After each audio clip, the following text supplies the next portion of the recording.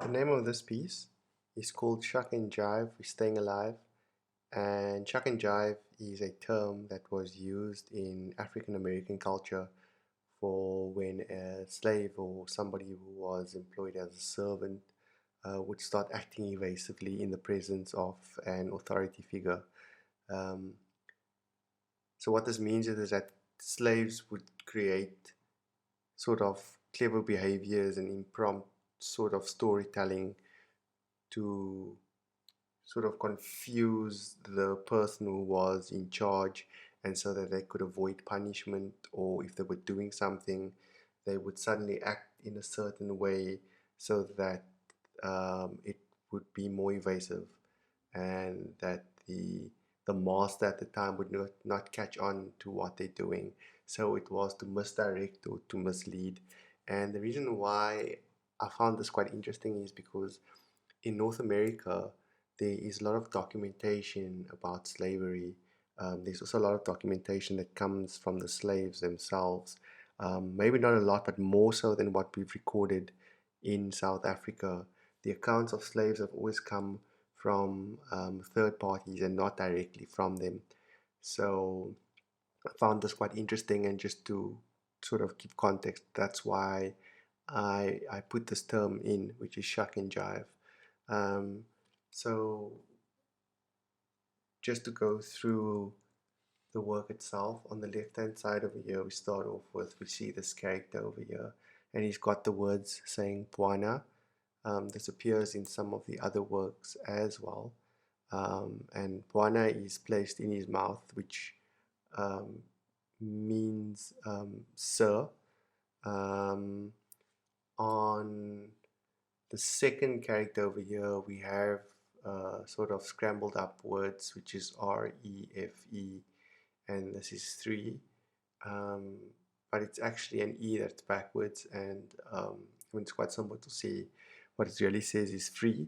So I've placed that text on his hat, and then this character over here, it's got the word serpents, but spelled with an A on his hat, and at the bottom over here, I zoom in, we've got the word Fong Kong Shepherd that's placed on his torso over there. So going back to the first character, I wrote Buana there because I want to focus on the language that's used under this theme of shuck and jive. Whenever someone addressed you with this term, it means that you are in a position of authority. It leads the person into the sense of superiority. And so, very often, slaves would actually use this kind of talk, and you see this.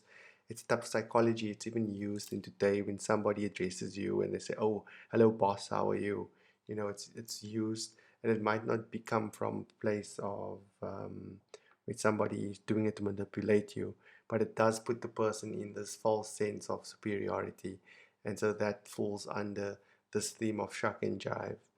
Um, and so, moving on from there, if I go to this character over here, which has this word, which is actually free, um, I use this here because slavery in South Africa existed until um, the abolition of slavery in the Cape Colony, which was, I think, around about January in 1834, and this followed the banning by the British to trade any slaves between the colonies, um, which I think started, I think the trading of slaves were banned in 1807 already, but the emancipation was only in 1834. Um, and I think that the act itself, the Slavery Abolition Act, was written in 1833 um, by, I think it was King William, if I'm not mistaken. And this paved the way really for the abolition of slavery within the British Empire and its colonies. Um, I think around about the 1st of August in 1834, all slaves in the British Empire were emancipated, but they were then endured to this form of apprenticeship systems. Uh, and so the abolishment actually happened in two stages. The first was this apprenticeship system, and this came into effect in August 1938, while the final apprenticeships were scheduled to cease only in August 1840. So that's 6 years later after the actual official emancipation. So this idea of being free is really just really false, because the slaves were just transferred into apprenticeships, which meant that they were still owned by their masters for another 6 years after they were supposed to be emancipated.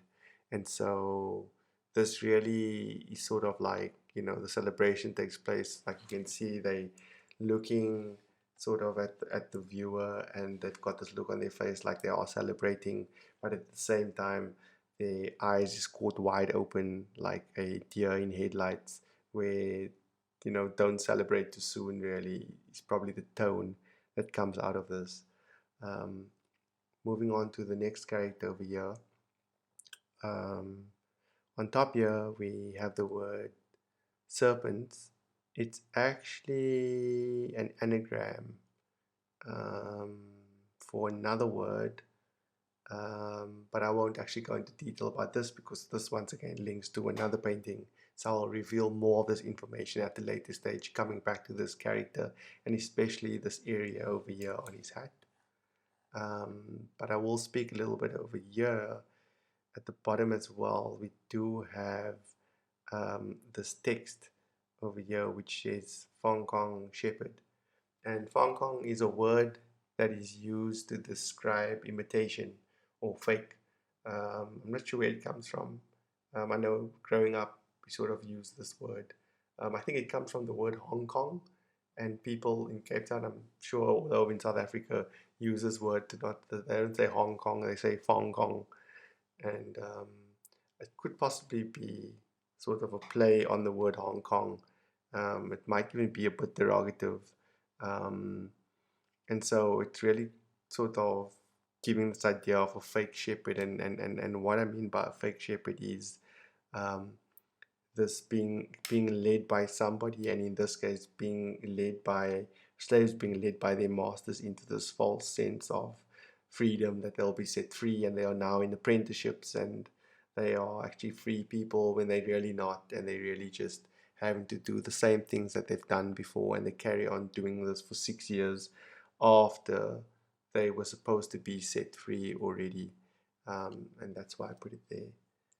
And then finally, in the yellow background here, we see all this text that is that's running through, and this text is actually the actual wording of the Slavery Abolition Act of 1833.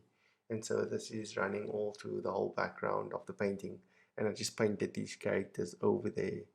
And that is the crux of this work, which is Shuck and Jive, who's staying alive.